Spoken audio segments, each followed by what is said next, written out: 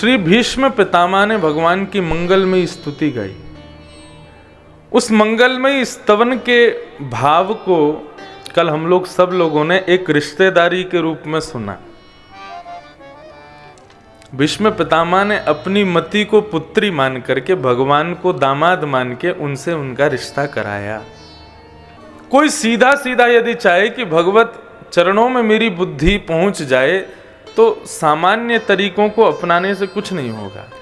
भक्ति की पराकाष्ठा अभी आप लोग सुनेंगे। ध्रुव आएंगे, प्रहलाद आएंगे, भगवान के गजेंद्र भक्त आएंगे, जिन जिन का भी हम लोग श्रवण करेंगे।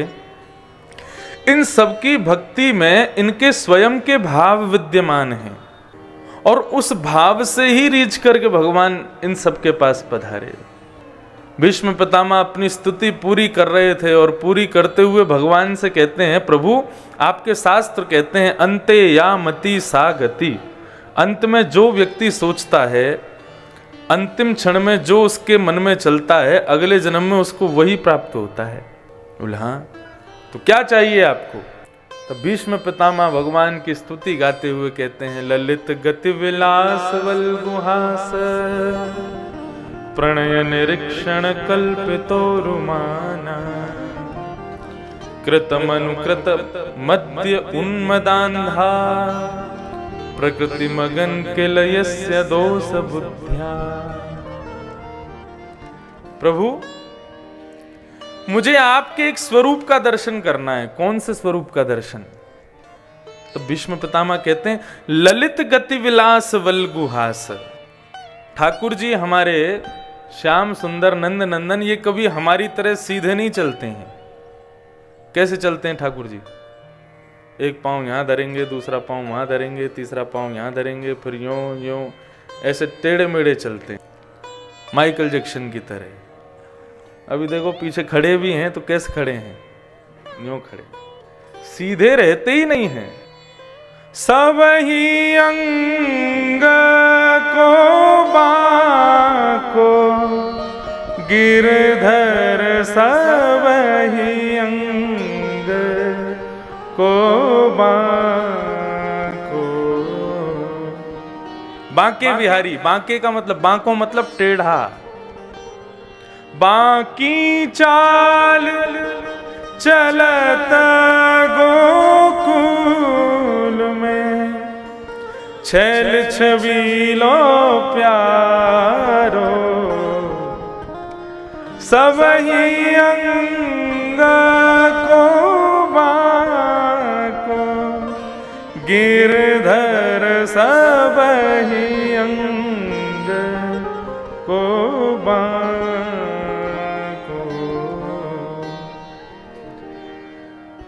भगवान जिस दिन ब्रज छोड़ करके गए, ब्रज का परित्याग करते ही ठाकुर जी बिल्कुल सीधे हो गए, फिर टेढ़ी मेढ़ी चाल नहीं चलते।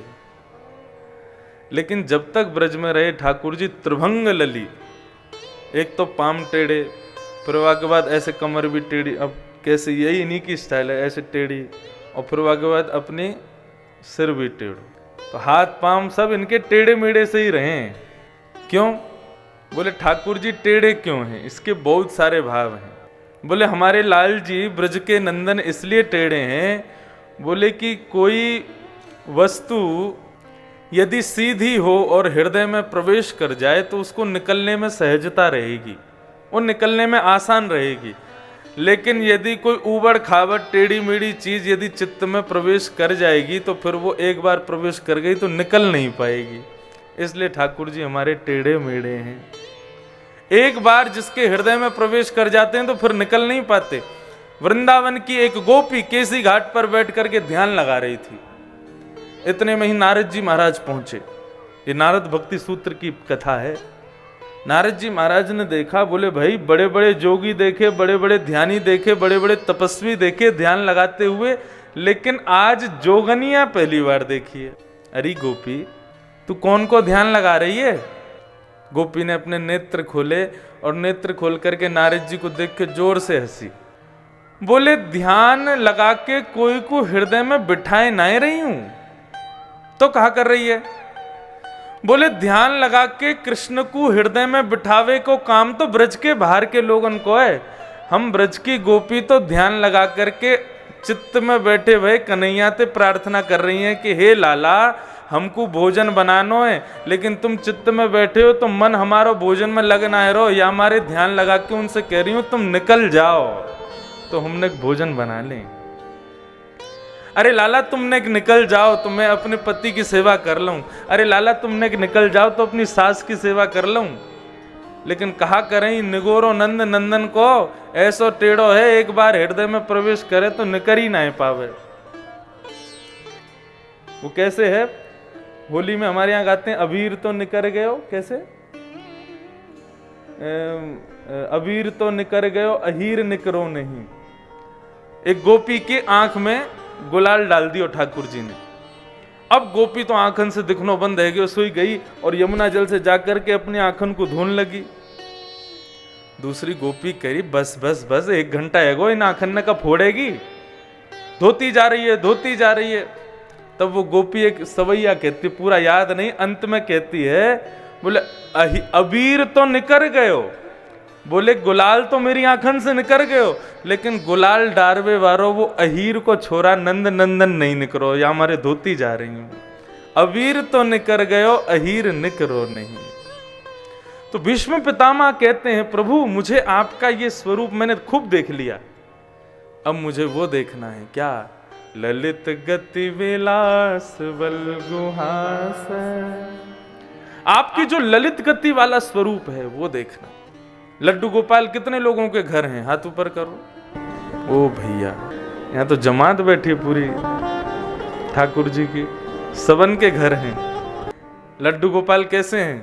मैं उनको एक नया नाम रखो है, मैंने कहा 3 व्हीलर, घुटमुन चलने वाले बालक हूं मैं तो दो हाथ नीचे और 2 घुंटू नीचे, लेकिन लड्डू गोपाल कैसे हैं? बोले 1 हाथ ऊपर 1 हाथ नीचे और 2 घुटू, 3 व्हीलर।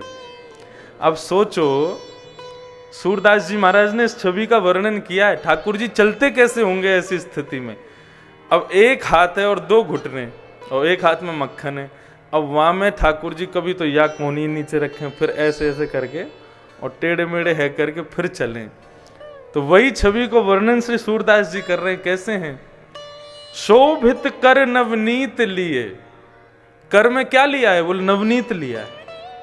घुटरुन चलत रेणु तनु मंडित गो रोचन तिलक किए। ठाकुर जी कैसे चलते हैं? बोले हाथ में तो मक्खन लियो है। अब वह मक्खन को लेके जैसे ही ठाकुर जी चलें तो कभी यहां लुढ़क जाएं कभी वहां लुढ़क जाएं, लेकिन मक्खन से इतना प्रेम है वह हाथ को ऊपर ही रखें, ये नहीं गिर जाए कहीं। सुबह चक्कर में कहा होवे ठाकुर जी के पूरे अंग पे ब्रजरज लग जाए। अभी तो देखियो कल से ब्रज की कथा शुरू होगी, ऐसी ऐसी लीला ठाकुर जी की। देखो मैं सुनाऊं एक बात में, एक ऐसी बात में सुनाने वाला हूं जिसका कोई मेल नहीं है। देखो मैं सुनाऊं एक बात में, ब्रह्म निराकार रहो गोकुल में खेल। कहाँ? नंद यशोदा के द्वार, प्रेम नदिया की सदा उल्टी बहे धार, कौन पावे आपको पार, प्रेम नदिया की सदा उल्टी बहे धार। तो पूरा पद सुनाएंगे कल, लेकिन इतना प्यारा पद है। प्रेम किसे कहते हैं वो पूरा इस पद में हमारे ब्रज के रसिकों ने लिखा है। ब्रह्म निराकार रहो गोकुल में खेल, कहां? नंद यशोदा के द्वार, प्रेम नदिया की सदा उल्टी बहे धार। भीष्म पितामह कह रहे हैं मुझको आपका वो रूप देखना। अभी पूरा रूप देखो सूरदास जी क्या कह रहे हैं। ठाकुर जी ऐसे टेढ़े मेढ़े होकर गिरते हैं तो अब मक्खन कैसे खावे, पूरे शरीर पे तो रज लग गई है, मिट्टी लग गई है। सोई ठाकुर जी कहा करें, बोले मैया को खोजो, मैया कहाँ है? वो मुंह को साफ करेगी, साफ सुथरा है कि फिर मक्खन खाऊंगा।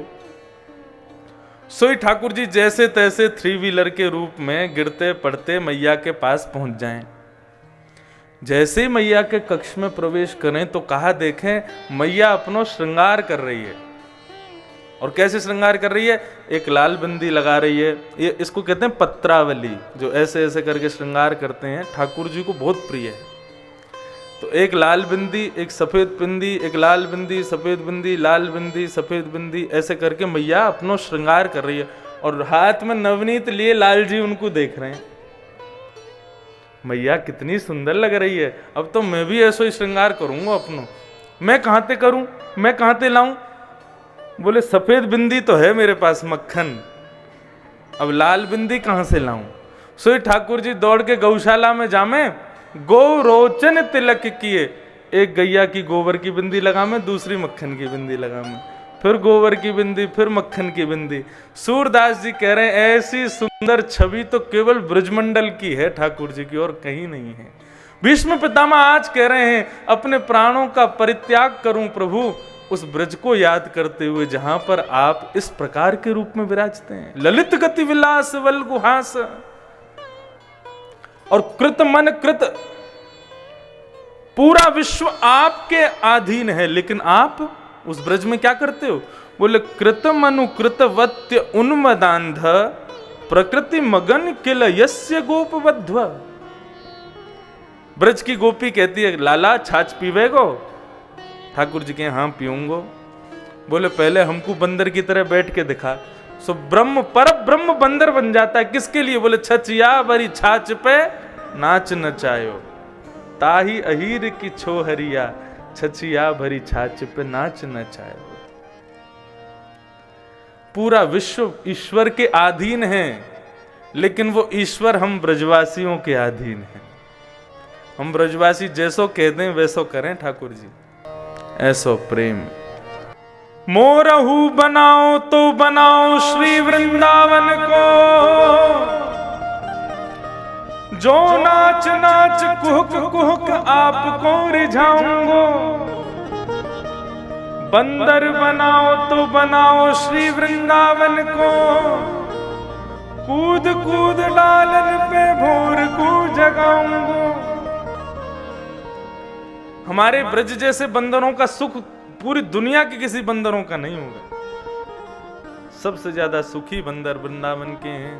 राजी राजी दे दो तो ठीक है, नहीं तो वो छीनना जानते हैं। जो उनको चाहिए तुरंत ले जाएंगे। और कैसे चतुर बंदर, आपकी सामग्री लेकर के चले जाएंगे और फिर क्या करेंगे? आपको दिखा दिखा के उसको नष्ट करेंगे। उनका भाव क्या? बोले या तो हमको फ्रूटी पीने को दो, या हमको बिस्किट खाने को दो, कुछ दो तब हम वापस लौट। और जैसे ही आपने कुछ दिया तुरंत नीचे फेंक देंगे उसको। ऐसे विचित्र बानर हैं हमारे ब्रज के। तो भीष्म पितामह ने ब्रज को याद किया, और ब्रज को याद करते हुए उत्तरायण का समय हुआ और भीष्म पितामह के श्री अंग से एक दिव्य ज्योति निकल करके भगवान के मंगलमय स्वरूप में विद्यमान हो गई। बोलो भक्त वत्सल भगवान की। महाभारत में वर्णन आता है कि भीष्म पितामह ने कहा था, मेरा अंतिम संस्कार ऐसी भूमि पर करना जहां किसी का ना हुआ हो संस्कार।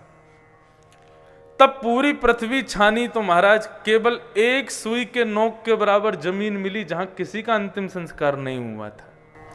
ऐसा कहते हैं भगवान ने विराट रूप धारण करके वहां अपने भुजा पर ही चिता अग्नि प्रज्वलित करके और भीष्म पितामह को अंतिम संस्कार किया। इस प्रकार पितामह भीष्म के स्तुति का मंगल स्तवन भागवत में कहा गया। भगवान ने पांडवों को कहा, भैया अब मुझे छुट्टी दो, मैं वापस द्वारिका जाऊं। भगवान को द्वारिका जाने की अनुमति दी। भगवान रथ में बैठ करके पुनः द्वारिका प्रस्थान कर गए। द्वारिका में आते ही भगवान ने अपने पांचजन्य शंख का नाद किया, और जैसे ही उस शंख की ध्वनि द्वारिका के कोने कोने में पहुंची, आनंदित प्रफुल्लित और सभी लोग मगन हो गए, भगवान को देखने को उत्सुक हो गए।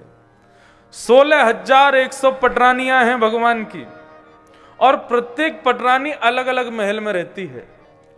जैसे ही द्वारिका में प्रवेश किया भगवान ने, तो 16,108 राजकुमारियों में होड़ लग रही है कि सबसे पहले किसके यहां जाएंगे ठाकुर जी। भगवान को पता चल गया कि ये सब आपस में एक दूसरे से ईर्ष्या कर रही हैं कि मेरे पास पहले आएंगे, मेरे पास पहले आएंगे। तो भगवान ने भी विचित्र रूप धारण किए, 16,108 ही रूप धारण किए। और एक साथ सबके महल में प्रवेश किया। पटरानियों ने पूछा आप सबसे पहले किसके यहाँ गए? बोले देवी सबसे पहले तुम्हारे पास आया हूं मैं। ठाकुर जी जैसा दाम्पत्य जीवन कोई नहीं जी सकता। श्रीमद् भागवत के 10वें स्कंद के उत्तरार्ध में और 11वें स्कंद में भगवान की दंपति जीवन के बारे में बताया। मतलब परसों की कथा दंपतियों के लिए है। दाम्पत्य जीवन कैसे जीना चाहिए भगवान से सीखो। लोग कहते हैं भगवान ने इतने ब्याह किए हम 2-4 कर लें, तो भगवान 16,108 पटरानियों के संग एक साथ रहते हैं और अलग अलग रूप में रहते हैं। आप भी रहो, अगर कर सको तो करो। कृष्ण ने जो कहा है वो करो, किया है वो करने की जरूरत नहीं है। भगवान कृष्ण ने जो कहा है वो करो और प्रभु श्री राम ने जो किया है वो करो। राम जी के चरित्र अनुकरणीय हैं, लेकिन कृष्ण भगवान का चरित्र अनुकरणीय नहीं है। 6 दिन के कृष्ण ने पूतना मार दी, आप मार दोगे? 7 वर्ष के कृष्ण ने 7 कोस लंबे चौड़े गिरिराज पर्वत को एक अन्य उंगली पर धारण कर लिया, हम कर सकते हैं? भगवान कृष्ण की लीला अनुकरणीय नहीं है, भगवान कृष्ण की वाणी अनुकरणीय है। इसलिए भगवद गीता, भगवान के द्वारा गाई गई गीता को अनुकरण करो। वो जो करते हैं वो हम कभी नहीं कर सकते। भगवान कृष्ण इस प्रकार अपने संपूर्ण पटरानियों के संग विराज रहे थे और यहां उस बालक ने जन्म लिया जिसकी गर्भ में प्रवेश करके भगवान ने रक्षा की। जन्म लेते ही वो बालक कहते हैं उठ करके बैठ गया, देखने लगा किसको ढूंढ रहा है? बोले उसको ढूंढ रहा है। ये कौन आया था गर्भ में आके मेरी रक्षा करके गया, वो कहां है? सबके मुखमंडल को इस प्रकार इस भांति देखने लगा तो उसका नाम परीक्षित हो गया। भगवान भी उसके लिए टोपी कुर्ता लेकर के आए, पुनः हस्तिनापुर गए और जाकर के खूब उत्सव मनाया। भगवान ने कहा अब हम पुनः वापस द्वारिका जाएंगे, तो युधिष्ठिर ने अर्जुन को साथ भेजा, जाओ भगवान को छोड़ करके आओ द्वारिका तक। अर्जुन भगवान को छोड़ने के लिए द्वारिका जब भी जाते हैं तो ज्यादा से ज्यादा 10 दिन में वापस आ जाते हैं, लेकिन आज महीनों बीत गए, अर्जुन लौट करके नहीं आया। चिंता जगी युधिष्ठिर की। आज सुबह से ही अपशगुन देख रहा है युधिष्ठिर। सूर्य मानो उदय नहीं हुआ, अस्त हो रहा है। नदी का जल जो सदैव शांत रहता था आज समुद्र की तरह उफान भर रहा है। गौशाला में गाय मानो मचल रही हैं। मंदिर में जैसे ही दर्शन करने गया लक्ष्मी नारायण भगवान के नेत्रों से अश्रुपात हो रहा है। इन सब अपशगुनों को देख करके युधिष्ठिर बहुत घबरा गया और भीम से जाकर के कहते हैं देखो ना अर्जुन को कितने दिन हो गए द्वारिका गए, अभी तक लौट के नहीं आया, उसकी कोई खबर सुध कुछ सब ठीक तो है द्वारिका में? इतने में ही एक दीनहीन सा व्यक्ति मुख्य द्वार पर आकर के गिर पड़ता है। युधिष्ठिर और भीम दौड़ करके जाके देखते हैं तो तेजहीन, मानो जैसे कितने दिन से स्नान नहीं किया, कवच टूटा पड़ा है, बाल बिखरे पड़े हैं, कोई और नहीं अर्जुन है। अर्जुन से द्वारिका के विषय में पूछा, तब अर्जुन कहता है वंचितो हम महाराज हरिणा बंधुरूपिणा येन मे पहितं तेजो देव विस्मापनम्।